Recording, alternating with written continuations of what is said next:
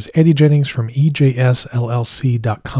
This video is another in my practice session series for the Red Hat Certified Specialist in Managing Automation with Ansible Automation Platform Exam EX467.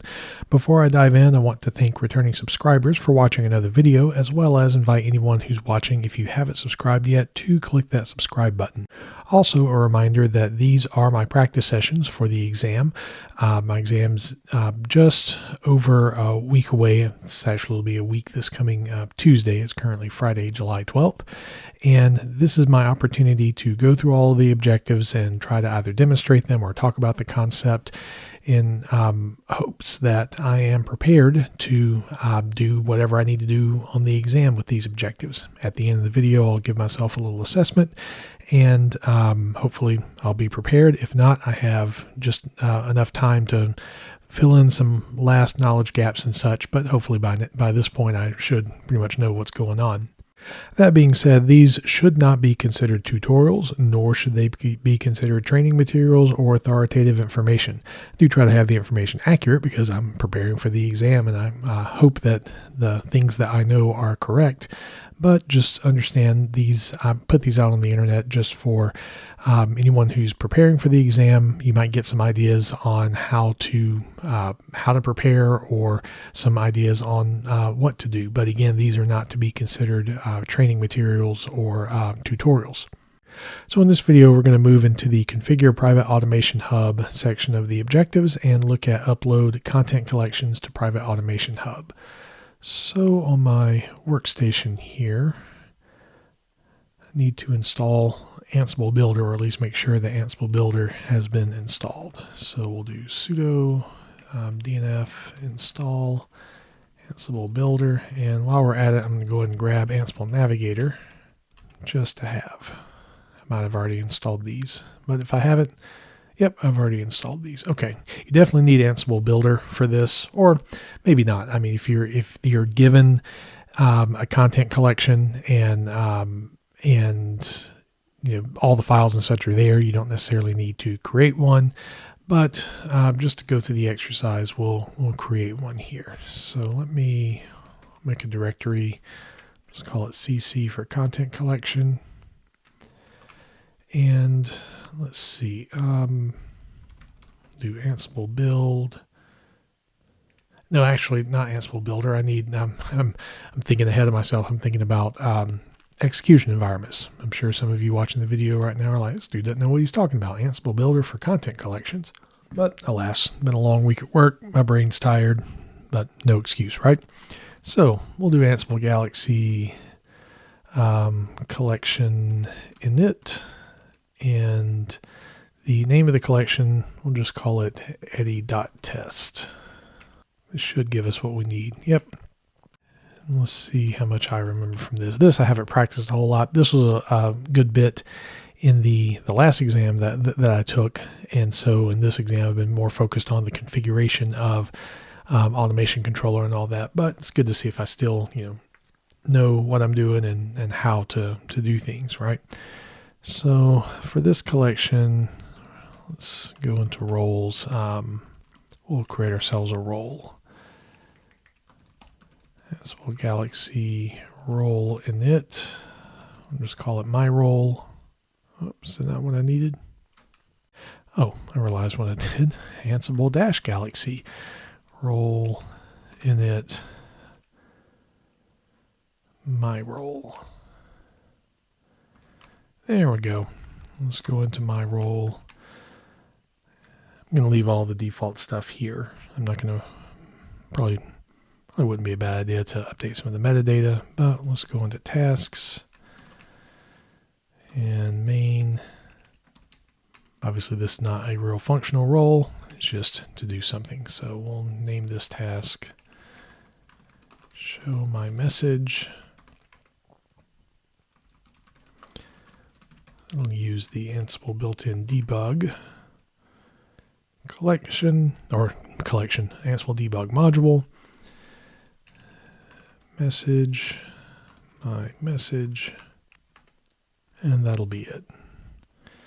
So let's go back. So galaxy.yml, there's a couple of things that we need to don't necessarily have to do this here, but we are, let's see, we're not going to have any dependencies for this. Or I guess I can make, should I make a dependency? Certainly have to have this for this. Let me look at the objective again. All right. Upload collections to Private Automation Hub. All right, so we aren't going to necessarily be creating collections, but something tells me that we would. So let me go ahead and make a dependency. And we'll just say this needs community.general. This will give me a test to see if I still remember how to do this off the top of my head. And I remember, one thing I do remember is that it has to be a dictionary. And then you can do range specifiers. So I guess we want greater than equal 1.0.0 for our community general. So that'll be a dependency of it. Let's see, I think I don't want to do that. All right. I remember we had to create a meta directory, which looks like it did that for us. And then there's a runtime.xml, I think, that's in there. Let's see if it actually made that for us. Yep, it did. And that is where you would have your requires Ansible. Yep, so it's actually already there. It has created it for us. I remember when I was doing my training stuff for the other Red Hat exam, all the training materials, you would do your Ansible Galaxy in it, but it would not create the meta folder. So you had to do that yourself. But there's far more stuff you can put in here. But at the very least, if you're going to upload this to Private Automation Hub, and I think this is also true for just like general Ansible Galaxy, you have to have this this meta file or this runtime.yml file in there. Let me go back into the Galaxy. Let's see if there's anything else that I want to do here. Any readme, and we'll make ourselves a little description. My test collection for EX467. All right, no, I didn't want to do capital X. All right, that should be everything I need. So now, what was the command for this? Ansible Galaxy collection build, I believe is what the command is. Yep, and that gives me a tar file. Okay, so that's everything that I need. So we have our tar.gz file. What I don't know, well, I guess you're going to have that to upload it. I was trying to think if there's some other like set of files I would need to eventually turn into the tar.gz, but I know that'll do what we need. So let's go into our hub, and apparently it has remembered my session as admin. Otherwise I'd have to log in with that. We're going to go into collections. Now the thing about this is you have to, before you upload your collection, you have to have the namespace made. And so we're going to create a namespace. You can see there's several of them here because of the syncing of community general and the syncing of the Red Hat certified collections. So we're going to create a namespace. We're going to call it Eddie. It's not going to have a namespace owners because we'll get to that when we talk about like user permissions and such. All right, so now we'll upload our collection.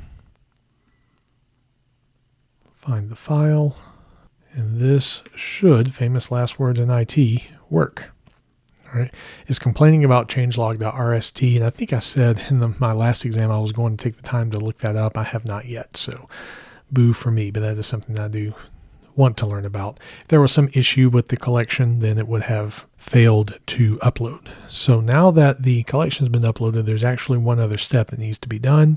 We have to approve the collection. And so we'll approve this collection. And now within namespaces, we'll see I think my namespaces, Eddie should be here somewhere. Probably on the next page. Yep, and within this we can view the collections. We see we have a collection called test. If I were to dig into this collection, contents, there is one role, and that role is called my role, and we have not made any changes to my role as far as like the README file and all that kind of stuff. But that shows that the collection is there. Now, I suppose a good thing would be to try to test to see if that that collection actually works. So let's see, what would be the best way of testing that? I guess I could try to install the collection. So since I have it authenticated, oh, I know what I could do to test this out. All right, so we're in our little test collection here. Let's go up a level. Go up to CC, and we are going to make a little Ansible config file here. And what we need to do is add our collection for the Ansible config file. And this is going to be the repository that the collection that we have made for this is going to be in the published, if I recall correctly. Well, that's chopped off, but let me show you this. Collections, filter by repository, published. We have our test collection here. So we will copy the little CLI configuration. I'm going to paste this here. And one thing to keep in mind if you are going to be putting multiple collections, which actually we're going to need to do that because we're going to need the community collection for this. So good, I get to practice that. Let's add the community collection. You can only have a single Galaxy directive, but then you can have as many Galaxy server dot whatever as you desire. And we're going to create ourselves an API token, so that way we can download the stuff. All right, we're going to make a directory in here just called collections. And just to practice this, we're going to do collections requirements .yml, and we're going to get eddy.test. And since we have an Ansible config file in this directory, that's the first config file that it's going to read. And let's see if we can install our collection. Or right now, let me do Ansible Galaxy collection list. I do -p, probably not. Oh, collection. Oh yeah, we need to specify the path. All right, so let's go back into Ansible config.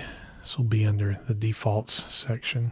Collection path or collections path? Well, we'll find out soon enough. So there's a way we can find out here. Nope, did not. I guess it is collections path. Usually what I would have done is use Ansible, I think it's Ansible-config init, and just make a default file and then change the value that I want, but we're seeing how well memory works for me. There we go. That's what I wanted. So it was collections path. All right. So now if I were to do Ansible Galaxy collection list, what? Specify valid path with collections path. It should be, because I have nothing in here, maybe. Well, let's try that. Collections path, home, eddy, cc, collections. Did I misspell it maybe? I guess I can put the full path in there. Huh. Wonder why that is. But either way, we showed that we didn't have the any collections in that directory. So let's try to install it. We'll use a requirements file, collections requirements.yml, and the path we're going to specify collections. And let's see what happens. All right, that took longer than I expected, but that's probably because my VMs are underpowered and such, and that's to be expected. But it looks like it successfully downloaded the eddy test collection, and it also grabbed the community collection because remember we specified community general as a dependency. So let's do Ansible Galaxy collection list. This is probably going to fail because for some reason, no. So I guess just doing that alone with nothing in there, it had a hard time finding it yet.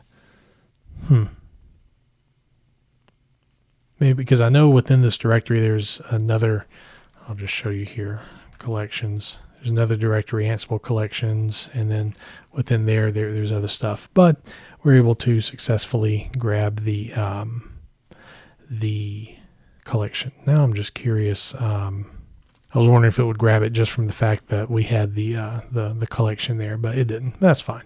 I think for the objective, pretty much the assessment, right? I was able to successfully upload the collection, or rather create the namespace first, then upload the collection and approve it, and then ultimately download the collection from the Private Automation Hub. So I would consider for this particular objective a pass. So if you found the video useful, make sure you do click like. Again, thank you to returning subscribers for watching another video. And if you haven't subscribed, do click that subscribe button and ring the bell when you do, so you can be notified of when new content comes available. As always, thank you for your time, and I'll see you the next time.